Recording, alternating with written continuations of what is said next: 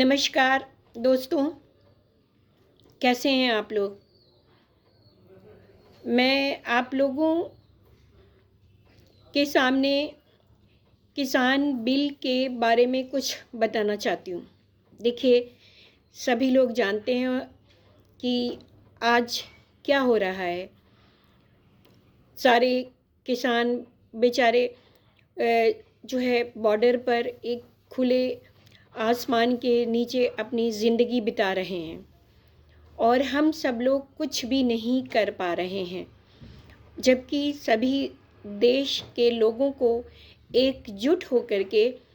इस गलत चीज़ों के ख़िलाफ़ हमें आवाज़ उठानी चाहिए पीसफुली, जिसमें एक पीसफुलनेस हो और हम आराम से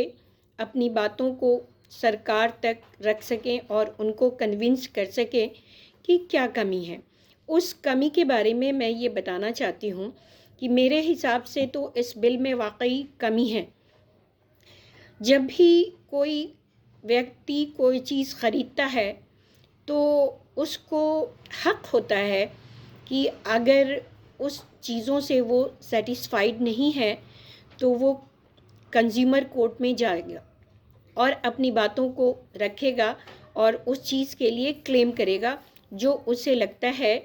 कि वो चीज़ उसके लिए मुफीद नहीं है या गलत हुआ है उसके साथ। लेकिन यहाँ पे इस बिल में भी ये मेंशन होना चाहिए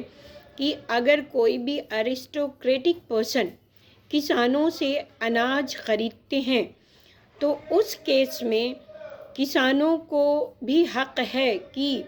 अगर by the way in case वो उनको पेमेंट नहीं करते हैं या फिर उनके हिसाब से जो एग्रीमेंट होगा उन पे नहीं चलते हैं, तो किसानों को भी हक हो कि उनके अगेंस्ट वो कोर्ट में जाएं और कोर्ट का सहारा लें और दूसरी अथॉरिटी पुलिस का सहारा लें। लेकिन इस बिल में दोस्तों ऐसा कुछ भी नहीं मेंशन किया गया है, जो कि सही नहीं है। अच्छा, दूसरा पॉइंट मेरे हिसाब से ये है कि अगर मान लीजिए कि कोई चीज़ अरिस्टोक्रेटिक किसानों से अनाज वग़ैरह जो भी ख़रीदते हैं, ख़रीदने के बाद उसको वो स्टोर करके रखते हैं और उसमें क्या होगा कि जो हम लेमैन हैं we will be affected too much, क्योंकि वो स्टोर करके उनको वो रखेंगे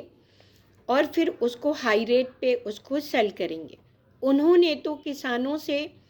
कम रेट पे ख़रीदा लेकिन उसको स्टोर करके जो है बहुत ही हाई रेट पे सेल करेंगे। तो ऐसा बिल में होना चाहिए कि हम किसानों से अगर ख़रीदते हैं तो ये रेट फिक्स होगा और फिर अरिस्टोक्रेटिक पर्सन्स जो हैं, जो ब्यूरोक्रेट्स हैं, अरिस्टोक्रेटिक हैं, और उन पे भी एक कानून होना चाहिए, उन पे भी एक बाउंडेशन होना चाहिए कि इन चीज़ों की कीमत केवल आप इतना ही सेल कर सकते हैं एक लेमैन को। तो उसमें मुझे बात समझ में आती है कि ये लेमैन के भी हक़ में होगा और जो है किसानों के भी हक़ में होगा, लेकिन ऐसा इस बिल में कुछ भी मेंशन नहीं किया गया है। Third point is that according to me कि ये बताया गया कि अनाज के बाद जो भी डंठल या फॉडर जो है बेकार जो निकलता है उसको किसान जलाएंगे नहीं। तो जलाएंगे नहीं तो उसको क्या करेंगे? अगर ऐसा है जिस तरह से स्टेट गवर्नमेंट ने पूसा इंस्टीट्यूट की मदद से एक केमिकल को डिस्कवर किया और उस केमिकल को कहीं पे भी जो है वेस्टेज चीज़ों पे स्प्रेड कर दिया जाता है तो वो एक मैन्योर की शक्ल ले लेगा। तो उस मैन्योर की शक्ल ले लेगा और फिर ये तो बहुत अच्छी ख़बर भी है और ये बहुत अच्छी अपॉर्चुनिटी है, लेकिन इस अपॉर्चुनिटी को सभी किसानों को दिया जाना चाहिए और फ्री ऑफ कॉस्ट इसका डिस्ट्रीब्यूशन होना चाहिए। और ये दिल्ली के अंदर ही है, इसको दिल्ली के बाहर भी देना चाहिए उनको भी कि आप भी इसका यूज़ करें। और इस बिल में ये भी मेंशन होना चाहिए कि इन्होंने स्टेट गवर्नमेंट ने जो बनाया है केमिकल, ये केमिकल उनको फ्री ऑफ कॉस्ट दिया जाएगा और इसको जलाने की बजाय वो इसको जो है मैन्योर के शक्ल में इख्तियार करने के लिए इसको स्प्रेड करें, इससे उनको ज़्यादा ज़हमत भी नहीं होगी। तो ये सारी चीज़ें जो हैं ऑब्वियसली सारे किसान अच्छी तरह से इसको समझेंगे भी और करेंगे भी, क्योंकि देखिए हम किसान उनको ज़रूर कहते हैं, तो किसानों का मतलब ये नहीं होता है कि they are illiterate, they are not able to understand, they understand better than us. वो हमसे बेहतर समझ रहे हैं अपनी चीज़ों को, और हर बंदों को हक़ होना चाहिए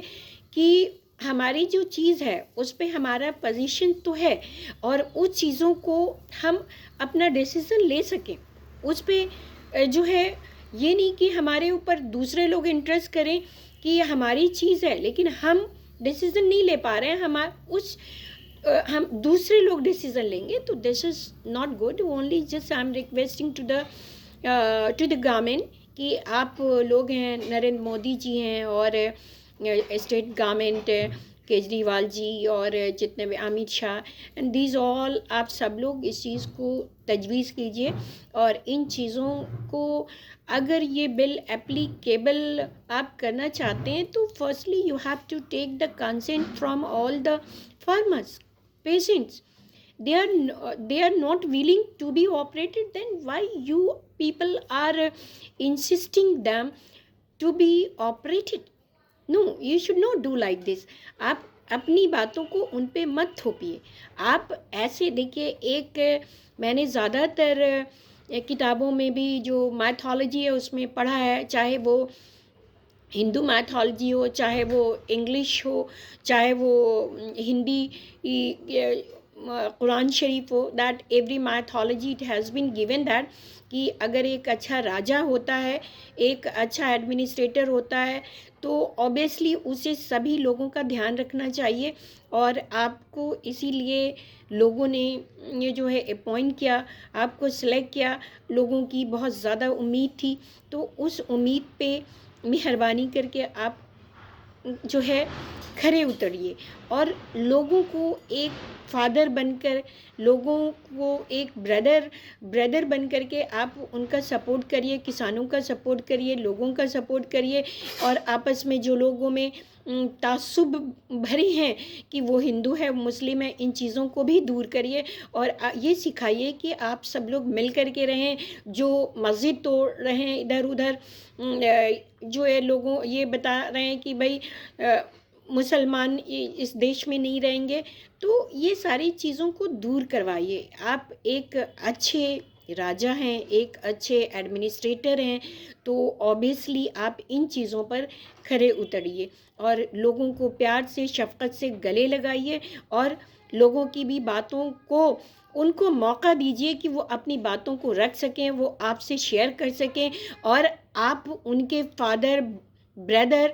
और बन करके लोगों का साथ दें। तभी लोग जो है आपकी भी बात मानेंगे और इस तरह का माहौल देश में बनाइए। प्लीज़ नरेंद्र मोदी जी आपसे और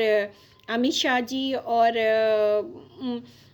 अरविंद केजरीवाल जी, आप सभी लोगों से यही माजरत करना चाहती हूँ और प्लीज़ इन चीज़ों को आप मेंटेन करवाइए। आप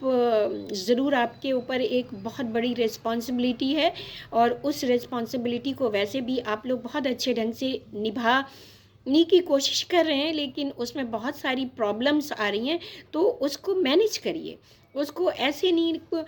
आप देखिए अभी एमपी में लोगों ने मस्जिद तोड़ दी, कभी दिल्ली में तोड़ते हैं, तो this is not the good that. आप अगर इंडिया को प्यार करते हैं या हम इंडिया को प्यार करते हैं, तो इंडिया की हर चीज़ों से हमें प्यार करना पड़ेगा, चाहे मंदिर हो, चाहे मस्जिद हो, चाहे गिरजाघर हो, और चाहे पेड़ पौधे हों, चाहे इंसान हो। इन सभी चीज़ों को हमें एक दूसरों से प्यार करके ही, एक दूसरों को गले लगा करके ही उनसे अपने देश को बहुत अच्छा बनाया जा सकता है। इसी के साथ मैं आप लोगों से विदा लेती हूँ। Thank you so much.